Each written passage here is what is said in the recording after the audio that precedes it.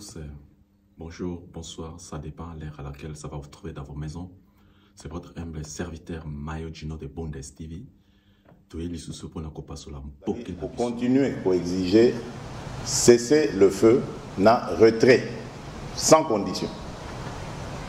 M23, on a d'ailleurs pour Nabiso Bakomba terroriste, na koki kozalata na sentiment T. Tango bazako sakana na mboka na ngai, na bana mboka ba compatriote na ngai, na kotia sentiment. Alors, tous les sous pour na passer la poke na biso ezaya bino Mayo Gino de Bundes TV. La linga qui na loba que concernant Mokonzi Mboka, il y a République démocratique du Congo, à Salakina Toronto, alors on a Kobeta Moato, Kozomo Pepe, alors Nini Moko ya Kitoko vraiment, à Sali Moato, alors Azo quand même relaxé, Naba Mastanae, alors suivez, on va revenir. Toronto, on vient de finir le rendez-vous. Le président est là, il est là. On va maintenant quelque part pour s'échanger entre cadres du parti de Toronto. Voilà, on dit Apple, zéro virus, il est là. Voilà. Le peuple congolais, au la fière, le centre-ville de Toronto. À Toronto, plein centre-ville. Ouais. En plein Toronto.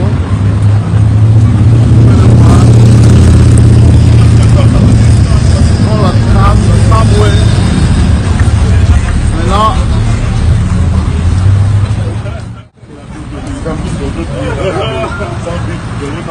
Mais oui, comment le centre-ville? Mais mon cher.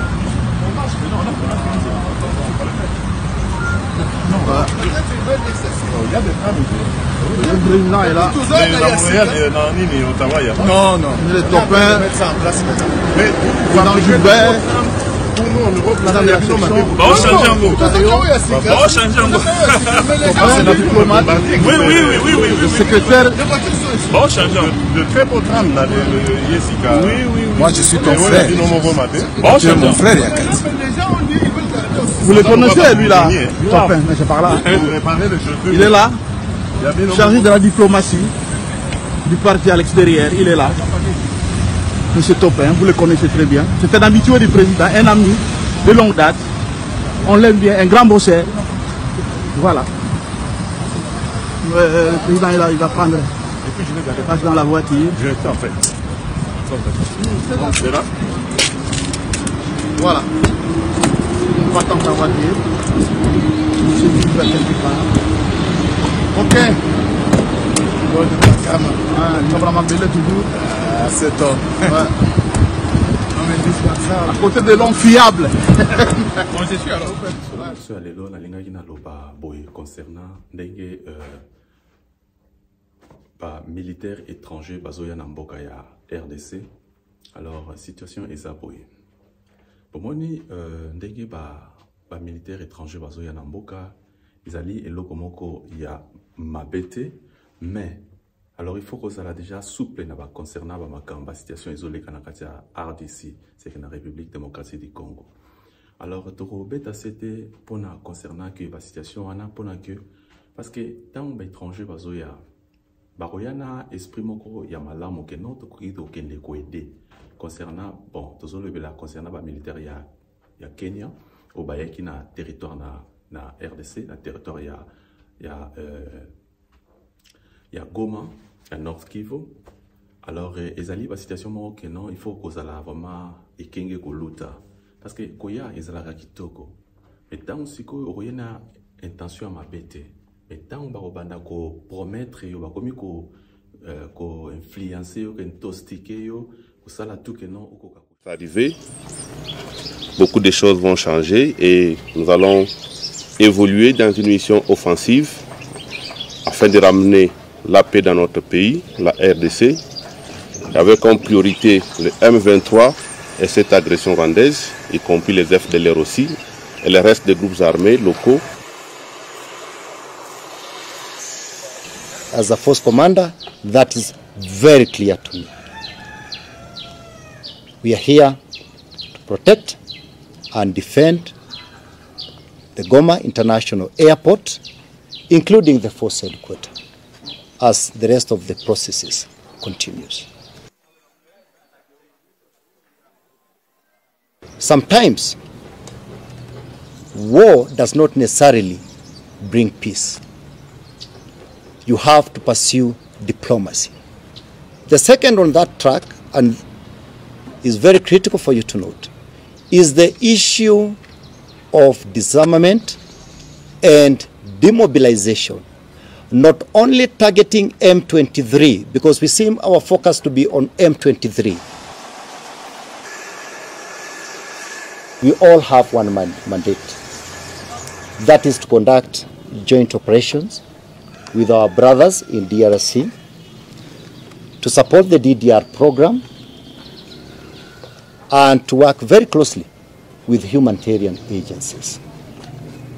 And therefore, I don't believe as a force commander, anybody is going to operate outside that mandate. Kama kisiasa hatutapata suluhu ambao ndio tunatilia mkazo, hawatakubali kuweka silaha zao chini, basi sisi hatutakuwa hatuna budi ila kutumia silaha.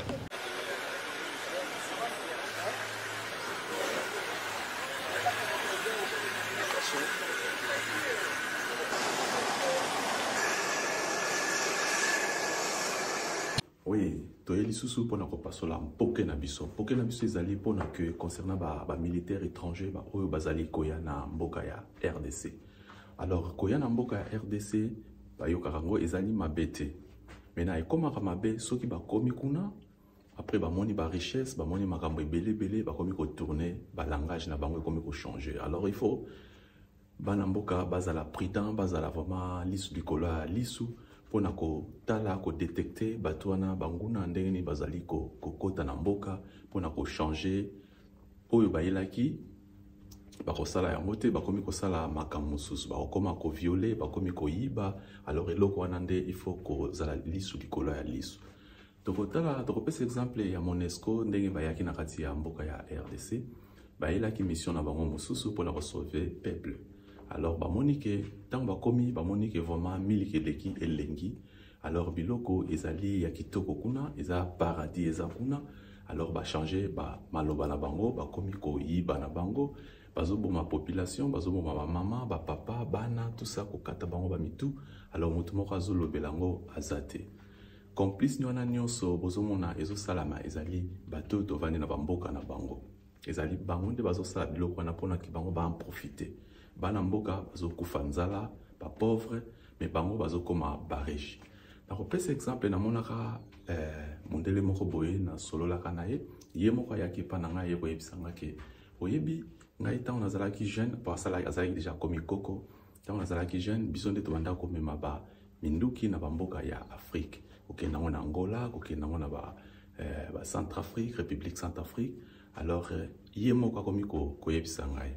Alors ezali nazo senga bolimbisi ezali ngai te ezali que biso to banda ko sala musala na biso. Alors vraiment eza mawa trop pona komona ke bongo banda ko zonga pamba te banda ko zonga toujours ba millionnaire so ba zongi bazana mbongo ebele ba diamant ba or.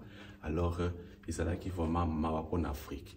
Alors il faut que ça l'attention ba mapinga oyo ya RDC basala attention bazala vraiment prudent na ba oyo nyoso bazali ba oyo ba uti na Kenya oyo bazoloba ke non ba yeli mission na bango pona ko protéger pona ko sala ko kimisa monguna. Mais il faut que ça l'attention parce que maloba échange à de temps en temps. Alors ce qui bo landi bango batona bazala que tango ekoi ba komi ko recevoir ba message mususu ba maloba mususu komi ko changer. Alors ba koma kamabe ba komi ko yiba ko boma population et puis ko sala oyo nyoso bango balingi kaka po ba bénéficier ba koma bata mbongo ebele. C'est que ba koma na mbongo pour aller bana mboka bazala kaka na souffrance. Alors yango to robeta c'était vraiment mokonzi mboka ndenge azaona vraiment azali na nini na idée moko ya kitoko azali na makanisi moko ya bien pona mboka ya RDC. Alors, ceux qui vraiment ba union sur ba diaspora, dans beta c'était alors parce que mboka ezali vraiment vaste ezamunene alors il faut motunyo so aluka ndenge nini soko lingo koma okotana mapinga aba bamboka na biso ezana ba cours accéléré okoki kosala yango neti ndenge biso to sala ba cours wana alors okozonga mboka okosala okozwa na yo position okosala makambo ya kitoko alors bozala kate ko pointer du doigt c'est que le président de la République Félix Tshisekedi kochaye kaka na nini que non ye azosala mabe azosala bo parce que ba makamwana ebanda kala. Alors il faut que changer système ya bitumba parce que pour le moment ceux qui ozongi mboka na yo okoki na RDC et le comment mabe ko passer azali wana tout le monde soyez les bienvenus ya mwa tozo beta c'était pour na bandeko pas ko changer makanisi si ça ja ko la partie politique ba ça la partie politique ba kitamboka pas ko combattre ba banguna oyo bazo sala milinga mbila na kati ya mboka. Alors ezali bien te que kobunda na musika oui c'est bon aussi parce que ba diaspora ba sali makambo ebele oyo et troubler monde. Alors to sepela mingi pe que non faut ko quitter la musiko na kati tant que moi na mboka za na position za na place wana okita kuna pona ko benga na banguna wana pona ko luka moyen ndenge ni ko pesa ba idée ndenge ni ko sala pona ko développer mboka wana parce que mboka za munene za mboka ya motu moko te za mboka ya tous les Congolais. Alors ya wana mayo du nord de Bundesliga aye pona format akoka ko expliquer tous les diasporas que mboka siko ezali vraiment vide to lo ba bon eza vide na sens que non problème ezate neti makambo ya kala ezalaki ki bakokanga yo bakosala mabe bakosala non ofingaki osalaki mabe alors bazo limbisa so président ye moko azali bras ouverts à lobby que non beaucoup kakozonga mboka poto tonga mboka biso nyonso. Alors ezali que mboka ezali nango munene mboka ezali vaste alors mutu moko te akotonga mboka na ye moko alors azali ye pesa mutu akosala ba 5 ans na ye wana soki 10 ans na ye akokende na ye alors mutu mususu akoya. Alors soko moni koza capable ya ko tonga mboka wana ya ko cha parti politique na yo ya ko sala oyo koki ko sala opesa ba peuple congolais biloko kolia c'est que on nourrir c'est ko pesa ba misala alors okozonga na yo OK o planifier ba makambu na yo ope ko zonga alors ko kima mboka eza na yo koki ko kima ngote kaka na kima mboka parce que kuna ba ko sala nga mabe mais moto ko sala mabe azate tango yo zo kende ozui déjà ba ou arranger déjà un système moko yebi ndenge to s'arranger avant au kita au bongisi makambo sur la place. Alors tant au kita kuna ozala koko sauter ozala que non vraiment ozo évoluer na ndenge na yo tant au mona ke olingi pe okoma mokonzi olingi pe postuler alors ezaka ka courage na yo na bambongo na yo kaka ozo mona ezala ngo eloko mo ya grave. Alors ngala on préfère mingi ba oyo nyonso baza ba mbila que bakima ba guerre bakima ba série à Mobutu et c'est une bonne occasion mokonzi mboka zo yamba mutu nyonso c'est une bonne occasion okoki kozonga pona ke okoka kosalela mboka na yo parce que kokima tawana ici eleki alors awe komi kaka au planifié alors OK oche makambo na place bozana ba brevet bosala ba cours militaire alors vraiment boza ba mikonzi bozate batumoko ke non ba ko luka ke bosala sous formation bino boso bosala kaka ba entraînement et puis nyonso ekoleka na ndenge ya pepele. Alors pour le moment ils attendent que yakokende na mboka sur le terrain pona ko bondela mboka et ça que OK pona ke o planifier nini ko ekosala pona mboka na yo soko sala loko kitoko kombo na yo ekoti na histoire ya mboka wana. Alors eza susté makambo ya kobanga neti ba pays mususu OK ba bomi yo non c'est comme makambo ekomi soki ozongi yo moko planifier na ndenge na yo alors otie makambo na place omoni ke eko passer nango malamu. Alors mutu moko ya kobangisa moninga azate za courage na force na yo. Alors merci ezalaki liloba ya mayo du nord de Bundesliga. Alors yango na to yaki pota ke to kokako ko passer message pour la population na biso ba oyo bazana ba pays étranger oyo ya diaspora. Alors biso ba mayo du nord de Bundesliga coûte que coûte to kozonga pona to kotonga mboka ensemble. Alors I love you. See you. Rima.thereal, egal auf Instagram, TikTok, everywhere. Subscribe, like und follow. Und vor allen Dingen vergesst nicht, Mayo Gino, der Bundesliga zu kommentieren, folgen und zu liken.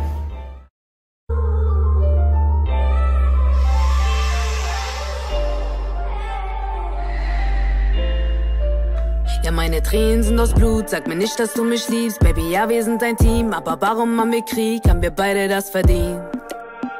Haben sinnlos diskutiert bei jedem Beef. So oft gebrochen, lag am Boden, doch ich war verliebt. Mein Herz pocht bei jedem Satz, den du von dir gibst. Ist das alles noch real oder nur ein Spiel? Yeah. Du hast Kontrolle in der Hand, doch ich will nicht spielen. Du sagst, ich kann dir vertrauen, doch ich kann's nicht fühlen. Liebeskummer, mal wieder dieses scheiß Gefühl. Wir gehen kaputt wie so Rasen. Du fixst mein Kopf, der Wand nicht. Du bist giftig wie Schlangengift. Kannst du Lamborghini auch fahren? Du hast Kontrolle in der Hand, doch ich will nicht spielen. Du sagst, ich kann dir vertrauen, doch ich kann's nicht fühlen.